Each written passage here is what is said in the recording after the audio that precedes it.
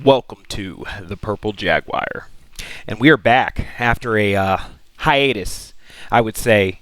It wasn't my intention to stop the podcast for any extended period of time, but I grew tired of trying to cover the NBA and other sports that weren't football and NFL to be specific. So now that the NFL season is underway, the preseason anyways, we are going to do our preseason picks. This is where I have done the research, analyzed, looked at the rosters, and I've put together what I think is the most complete outlook of all the records across the entire NFL. Now, this is going to be a lot, and I might explain some teams, I might not. But what I'd like to do is I'd like to put this out there and then midway through the season, look back, see how I'm doing. And then at the end of the season, look back again and see how I did. So, without further ado, here we go. So, we're going to start with the AFC. And we're going to start in the AFC North. So, the AFC North I have as follows. The Bengals at 12-5. The Ravens at 11-6. Steelers at 9-8, and Browns at 8-9. I think this is one of the toughest divisions throughout the entire NFL, and I do think it's going to be a slugfest in this division. And it will probably go to the last weeks of the season to see who makes it into the playoffs as a wild card. Now for the AFC South, I have the Jaguars pretty much running away with this division at 12-5. Now, a lot of my win-loss category is conservative in my opinion. The Jaguars could easily go 14-3, 13-4, but I like 12-5 because it leaves a little wiggle room for a bad game. We've watched Trevor Lawrence in his last playoff game throw 4 picks in the first half, so let's see if that's him or if the second half is more of what Trevor Lawrence is going to be this year with Calvin Ridley coming back to the team after his suspension. So, Jaguars at 12-5. Titans at 8-9. I still don't like the Titans quarterback situation. I don't think Ryan Tannehill is going to bring you over the hump. I do like that you added a piece with Hopkins, and I like Burks. He's a good 2 wide receiver. So I think that the skill pieces are in place, but I do not think you have the quarterback to really fight it out in the AFC. So, Titans at 8-9, Colts 5-12. Respectfully, I think Anthony Richardson can be something great in years to come, but this year is going to be a lot of growing pains. He only played 13 games in college. He is a raw, talented athlete, and I think he'll get 5 wins, and he'll play respectably, and they'll have hope for the future. Now, the Texans, we know, is going to be a laughingstock. They drafted C.J. Stroud. His first playoff game, which is not a lot that you can get, he just looks uncomfortable. He looks like a rookie. And I think as far as that roster's built, I wouldn't even be surprised if they move to Davis Mills halfway through the season just to kind of save C.J. Stroud. So there's not a lot around him. They're going to be looking to fight for a first-round draft pick next year, which they are giving to someone else. Next, AFC East. Now, AFC East is going to be in competition with the AFC North for the toughest division in the entire NFL. So, with the AFC East, I have the Bills winning the division again, going 12-5. I think they made some key moves to put them in the right direction. They now have Miles Sanders from the Eagles. They also drafted high a tight end in Kincaid, and I think that he's going to be an instrumental piece for Josh Allen's growth. So I actually look for Josh Allen to have a breakout year, or at least get rid of the interceptions, have more of a safety blanket. So we got Bills at 12-5. We have the Jets at 11-6. Now this is the hard one. I like the Jets defense. I like their defense. Do I think that they're going to be able to put it together on offense? I think as long as they're scoring 17 to 20 points a game on offense, and that's not asking much. I mean, some of the lowest ranking teams on offense last year averaged 19 points.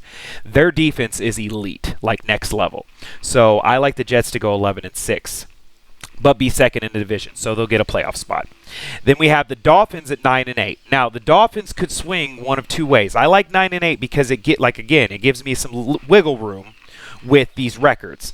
The Dolphins have all the talent in the world.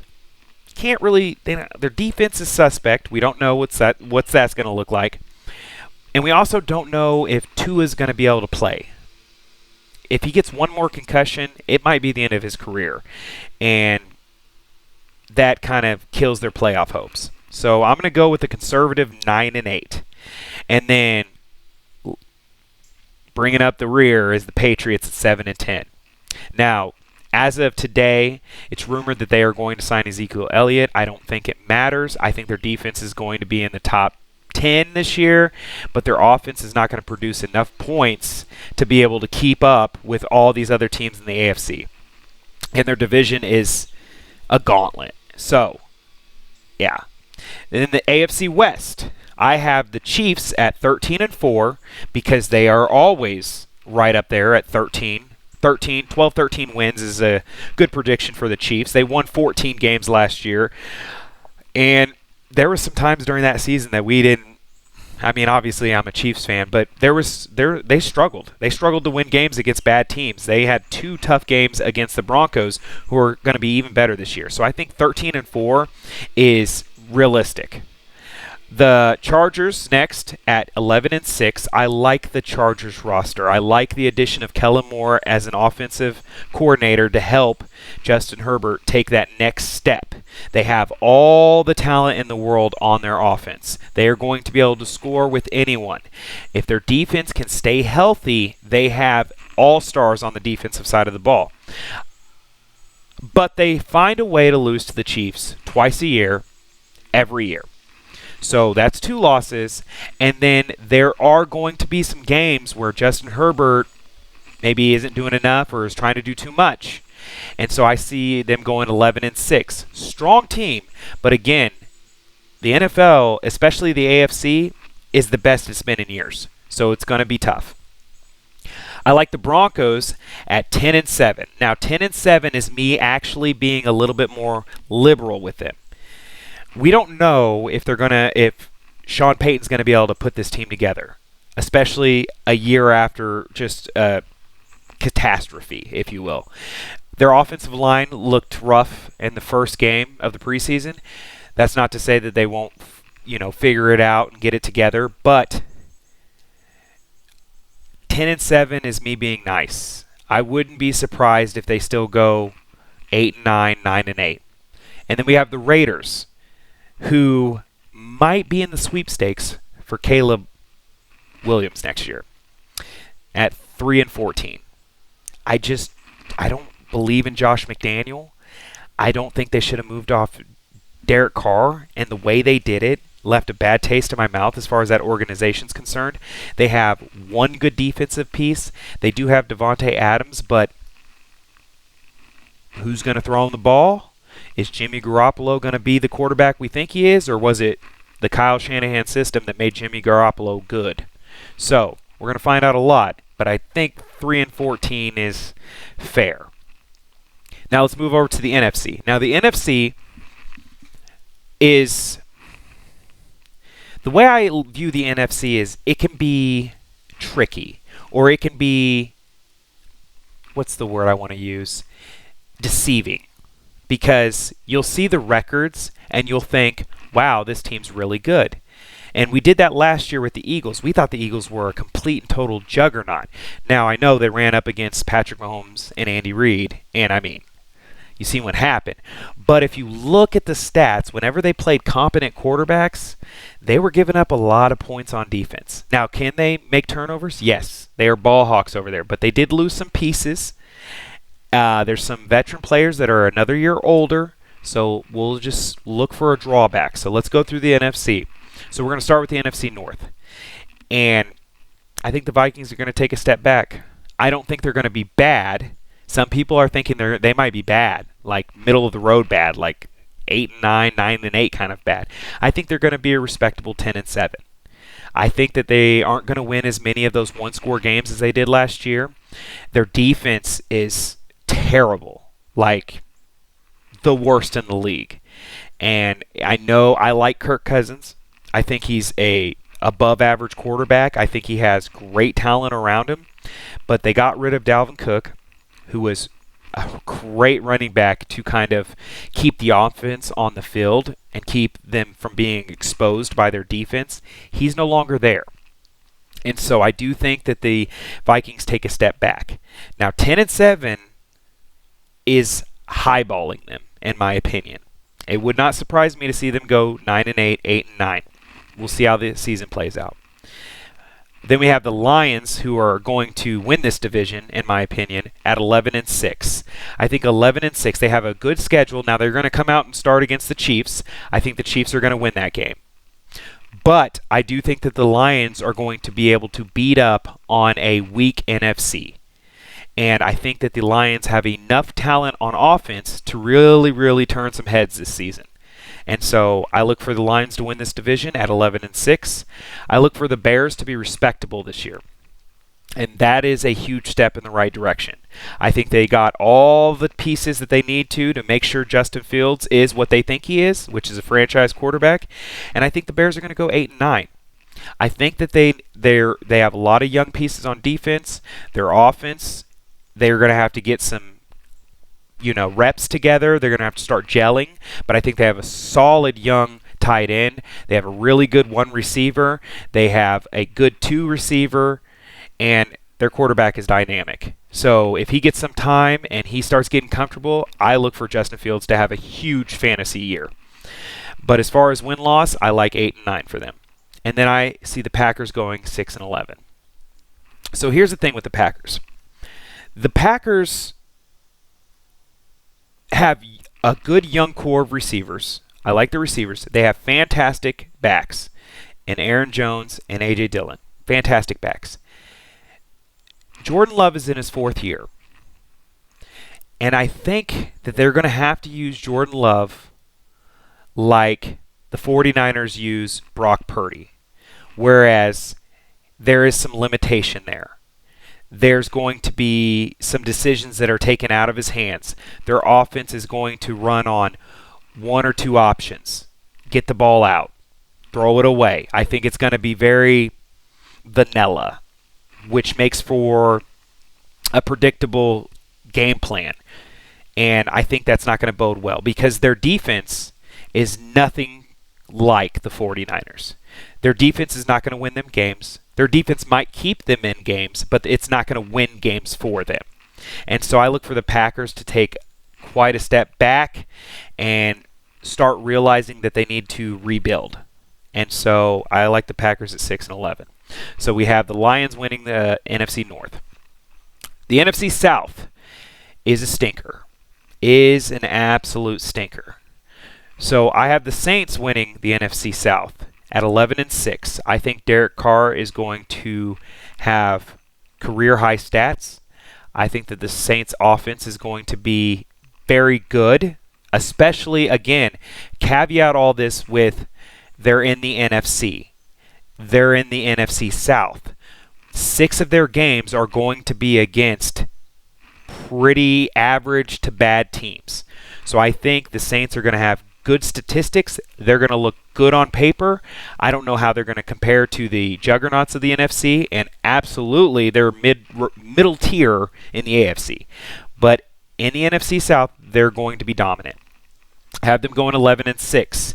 I have the Falcons behind them at 7-10, which again, their quarterback's name is Desmond Ridder. That's all you need to know. I have the Panthers at 9-8. The Panthers might squeak into the playoffs. Maybe. I have to go back through my records and see where they would sit, but I think that they might squeak into the playoffs. I like Bryce Young. I like his command. He seems to be very mature for his age. He has all the skills except for height and weight. He's just small and short, but we've seen quarterbacks have success being small and short if they have a pretty sharp brain. And so I think they could go 9-8 and maybe sneak into the playoffs in the last wild card spot. I also have the Bucks going 5-12. The Bucks they're paying the bill for going to get Tom Brady, paying a lot of players. The bill's coming due, and you're going to be in turnover for a couple years. And that's just the way it works. You got a Super Bowl out of it. That's great. But the bill's due. It's time to pay. In the NFC East, this is going to be the most competitive division in the NFC. And I have the Cowboys actually winning the NFC East, going 13-4. I like them to be the 1 seed out of the NFC. I say this because they added more talent to the offense while still keeping intact their top-tier defense. I think that as long as Dak Prescott doesn't turn the ball over as much as he did last year, which is not asking much, they should have all the talent in the world to be able to score 28 points a game, roughly 25, 28 points a game, and their defense is only going to allow 14-17 because their defense is opportunistic. They have a fantastic defensive line. I would say their defense is second to only the 49ers in the NFC. So I like the Cowboys to go 13-4. I had the Eagles going 11-6. I have them coming back down to earth a little bit. Their schedule is going to be harder. They are going to have a little bit of a Super Bowl hangover. They didn't bring all the people back on defense that they had last year. They did bring their offensive line back, so I think their offense is still going to be potent. But I do think their defense is going to allow other teams to score like they did the Chiefs. Chiefs carved them up like a Swiss cheese. And so I think other teams are going to watch that tape and see what the Chiefs did, and Eagles are going to get a little bit exposed. They are going to make the playoffs. They are going to be a wild card. They are still going to be good. I have the Giants going 9-8. They're going to take a little step back because they're the Giants. And Brian Daboll, while he is coach of the year, why he is one of my favorite coaches to watch, Daniel Jones is Daniel Jones. And with all the stuff that happened with Saquon Barkley, with the fact that we still don't know any of the names of your wide receivers, I think Isaiah Hodgins, is your number one. And you have Darren Waller, while is a fantastic talent, is injury prone. So I like the Giants take a step back, go 9-8. They might be fighting for that last wild card spot in the NFC. And then I have the Commanders going 7-10.